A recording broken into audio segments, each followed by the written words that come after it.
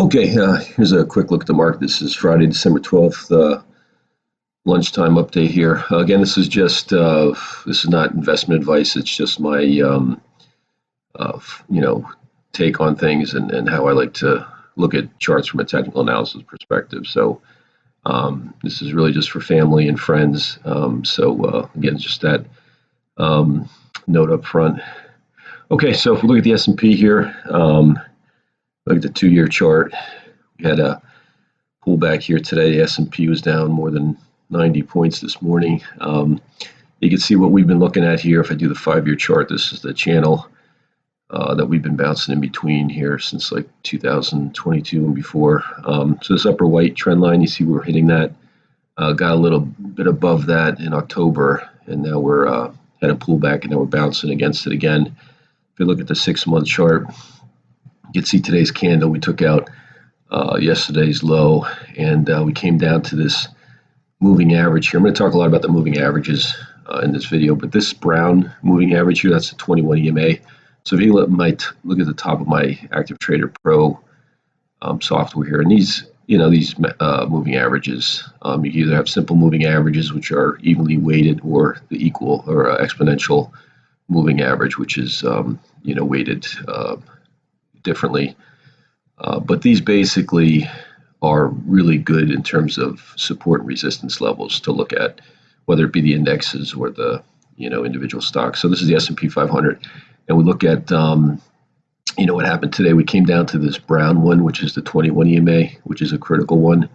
And then just below that, you see we've got the 50-day moving average. So that would be another area of support. So the 21-day is at 60. See if I put my candle here. The 21 is at 68.10, and our low today was 68.01. So we undercut that a little bit, but you can see what happened is we've got a recovery here now. We're only down 63 points compared to where we were this morning. And I like to look at if you look at the 1-month chart, I like to look at 30-minute candles. You can see here we've had a nice bounce here. The last 2 candles here, 30-minute chart. So I like to look at this from a very short-term perspective. But longer term, we got to get above. We have to get above the. Go back to daily here. We've got to get above, this upper trend line here, this white one. This is really providing the resistance right now, and once we get above that, then things should really take off. But I misspoke in the last video. I said that bull market lasts 18 months. What I meant to say is the first 18 months of a bull market, the pullbacks are typically single digit. They're not very extensive or prolonged. So we had a 5 or 6% correction here. We hit the low November 21st, and then had a nice kind of V-shaped recovery from that. And now we're hitting this upper trend line. But from a long-term perspective, you got to say, hey, if we're above the 50-day, and we have been since the April low, right? The 2025 correction here earlier this year. This is clearly, we're in a bull market phase here. We're just a few percentage points off the all-time high. And so, we're only into this here, since April. So we've got a long ways to go before that 18 months, is up. So the typical bull market lasts about 3 or 4 years. But in the first 18 months, that's when things are really golden. So, and we're still well within that window. So that's what I meant to say the last the video. So anyway, again, this is the channel that we're looking at. We're, hitting this upper trend line, the white one right here.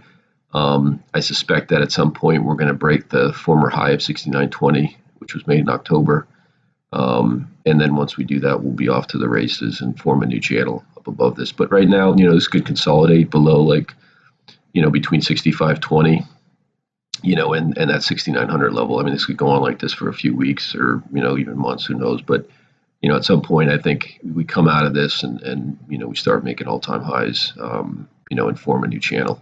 But what I wanted to focus on in this video really quick is the moving averages. So we have the channels. We talked a lot about trend lines and channels.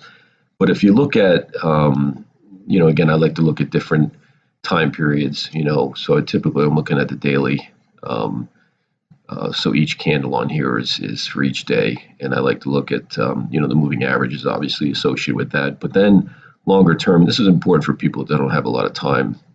If I go to like a 5-year chart, I like to turn this into the weekly. right? So now each candle is a week. It represents a week on this chart. And your moving averages are, the periods are based on these weekly candles, right? So all of this shifts to weekly. And I really like to use this because it really helps. If I go to the 10-year weekly, you can see when we include these bear markets here, how these moving averages really play into that. And it helps you make decisions as far as investments and even with individual stocks. But again, if we go back to this 21 EMA, now this is on the weekly. So this is a weekly period. You can see here that, if you get out when the 21 EMA is broken, like in 2018, and I remember this one well, this was right before Christmas, we had this huge sell-off, and then we had a V-shaped recovery. But that 21-day or 21-week moving average will get you in most of the gains, and it'll get you out for most of the loss. Not all of it. You're never going to time it perfectly, but you can see here, in the 2020 COVID bear market, how that 21 would have gotten you out of all of this. Now, getting back in, yeah, you're going to miss this, but then look at the gain that you get by staying in the 21 EMA here. Look at that huge gain here, the nice recovery after the bear market low from 2020. Likewise, 2022, this was a really rough bear market here for a year. And you would have gotten out way up here on the 21 EMA. And then, there was some whipsawing going on here where you got above it. And then you came back down, you got above it. But then what I like to do is getting back in is use the 50 week. So instead of the 21, you're giving yourself a little bit more time. And that 50 week is this blue line. So just like we have the 50-day moving average on the daily, you can use the 50 week as, an entry point or, selling point as well. But, that's kind of one of the things I like to do is, the 21 EMA, to get out of the market on, or most of it, on the indexes, and then look at the 50, to get back in. So here we had this head and shoulders, inverse head and shoulders, with this 2022 bear market, got above, the 50, and look at this, we stayed above it here very nicely. Had one little low here where we closed below it, but that was in October of 23. But you can just see the nice move here. And again, we have to recognize that when you're in a bull market, that bull market is usually going to last a couple of years. And in the first 18 months especially, you shouldn't be going below the 50. That should not be happening. And in fact, you should be staying above the 21. In a good bull market, you really shouldn't be breaking the 21. Now we did here in August of 24, that was just for 1 week, and we got right back above it. And in fact, it closed above it. So even though we came down below it, that week actually closed above it. So, that's another thing to keep in mind is it's good to use the close, not just, do it during the week as prices are progressing, but actually wait for the close on that Friday to see where things are with regard to the moving averages. But you can see here then we came into 2025 with this sell-off. You can see we broke the 21 EMA here and had a real waterfall here, a couple of weeks of big selling here in the beginning of the year. And then, recovered and basically made a nice move above the 21 and the 50. And right now, we came down here November 21st. We hit the 21. You can see that pretty clearly here on the chart. I'll do the 6 week actually. But you can see this brown one right here. This is your 21 week moving average EMA. And look at that. That's where the support was. So again, in a bull market, you should stay above this 21. That's typical. And you can see this trend here. We've been like that. So that would be a key area right here is if this sell-off were to continue into next week or the coming weeks, you'd want to see it stay above this level, which is 65.95 right now. That's your 21 EMA on the weekly. And then obviously you'd want to stay above this former low, which is 65.21. So if you break below this 21 week EMA and below this former low, then the selling's going to persist. And then you'd be looking for something like down here on the daily. If I go back to the daily, you'd be looking for, as I said before, this 50 SMA to hold the 67.62 level. That's basically what you'd be looking for. So that's just a quick snapshot on what I like to do with the moving averages from a longer term perspective. And you could do these with individual stocks as well. I've been talking about APP. That's been a real good one here. But you can see here, if I go, this is had a pretty decent sell-off here today. But if you look at this one from a weekly, and specifically, the 50 period moving average on the weekly, this blue line, you could just see here in the April lows, we stayed above it, right? We kind of, bounced off of that. This was, again, the April bear market that we had. And then you go back to that August 2020, 2024 correction, same thing here. You're staying above that. So that's a good area, again, where you may be looking at. I'm not saying get into a stock or ETF when we're in a bear market, but it gives you an idea to say, hey, if this does bounce off of this and you get some momentum, then that's a good area, where you can acquire positions. LTR has been another leader. You can see this never, even came close really to the 50-week. It was more the 21, which is great. I mean, it's such a strong stock. Came below on November, 21st there. We cracked the 21 EMA, but then we got right back above it. So it spent 1 week below, and you can see if you go back even further in time, if we look at the 5-year, once this thing got moving here back in 2023, you could just see that it never got below the 50. So anytime you came anywhere near this, it was a buying opportunity, in those bear markets. And that's what you look for longer term. I think this is a really, especially if you don't have a lot of time, you can just look at this really quickly with a few of the indexes, whether it's the NASDAQ or the S&P, and then individual stocks as well. NVIDIA is another one. If you look at, okay, where would I want to, get invested in NVIDIA? You can see here we had the April lows here. We came below the 15 and 21, obviously, but then we got right back above it. And right now, look where we're at. We're right at that 21 EMA. So, you could argue this is a really good spot for, for NVIDIA right here. We undercut it a little bit on the 21st. We're like pretty much right at it right now. This is 176.37 is the 21-day EMA, and we are at 177. So, that's an opportunity you can buy right here, and then you put your stop loss right below the low there, 169.55. And it's a good risk reward there. So anyway, that's kind of what I wanted to mention with the moving averages. Again, I think bigger picture, we're bouncing up against this trend line. Same thing that we've been talking about for months as far as the the S&P is concerned. We'll go back to the S&P.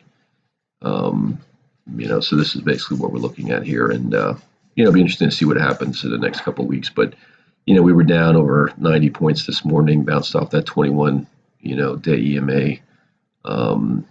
And then if you look at the NASDAQ, it bounced off the 50-day EMA this morning. So if I do a 6-month on this, you can see right there your blue line, that's your 50 EMA. And you can see right there, we came right to it. The 50 was 23,115, and our low was 23,094. So just, undercut it a little bit and then got the bounce there. So again, you look at those support levels, and that's a good entry point. If it breaks, you can put your stop loss right below that. Same thing with individual stocks. If you're looking at, the 50 or the 21, especially for some of these high flyers like Micron, that's taken a big hit today, down 5%. You can see what happened here. It came down to the 21, and boom, got a nice little bounce there. Now it did undercut it a little bit on the 21st, but then it came right back. And if you look at the April bear market, it actually undercut the 50.